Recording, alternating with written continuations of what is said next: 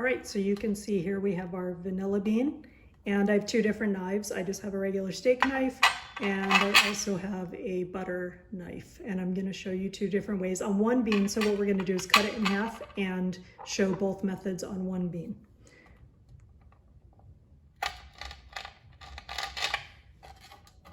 Okay, so we have half of the vanilla bean, and here's the side that's open. And I find this method a little bit easier. What we're gonna do is take our butter knife and we're gonna press and squeeze along the vanilla bean to extract it out the open end. So you wanna press with a decent amount of force, but be careful you don't do it too hard or you can tear up the vanilla bean. We're gonna press, and you gotta put a little bit of muscle into it, and you'll start seeing how it's getting flat here, and then the beans are going to start coming out the other end. And there we go. We just extracted a lot of vanilla beans out of that. Let me show you the other way. Here's our other half, and just to make it easier, I'm going to cut off this little end here.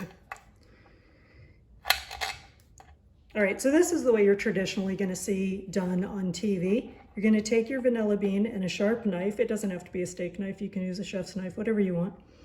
And you're gonna very carefully cut along the length of the vanilla bean. And make sure that I open up to each end. And now I'm going to kind of pry open the bean, and you can see all those beautiful seeds in there. And once you have this opened, you can then lay it on your cutting board and take your knife, the back of a knife, either the knife you use to cut it or the butter knife, it doesn't matter. And you're just gonna scrape all the seeds out of there. Flip it over, get the seeds out of the other side. And you can see all the seeds that we got out of that bean. So this is what we're gonna use in our marshmallow. So either method that you choose, you can use, whichever one's easier for you. Now, make sure you get as many of those seeds out of the pod as you can, because vanilla beans are expensive.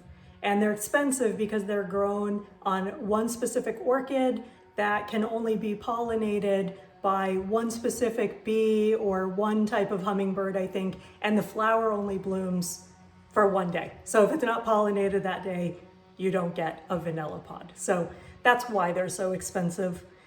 But you don't have to just throw these pods out. So remember, we have these two pods here that we pulled the seeds out. So there's a few things that you can do with this. So you don't want to waste these. So one thing you could do, you can have a bowl or a bin of sugar. And once you have these scraped out, you can just stick these right in that sugar, put a lid on it, and then every time you use a vanilla bean, just add them to there. And eventually what'll happen is it will scent that sugar and you will have vanilla sugar. And then just pull them out when, you know, they're dry. They're gonna get all dry and you can just pull them out and then use your sugar. The other thing that you can do is make homemade vanilla extract. So this is a bottle that was filled with clear vodka. And whenever I have extra vanilla beans, I just throw them in there and then just put it in a dark cabinet and let it sit.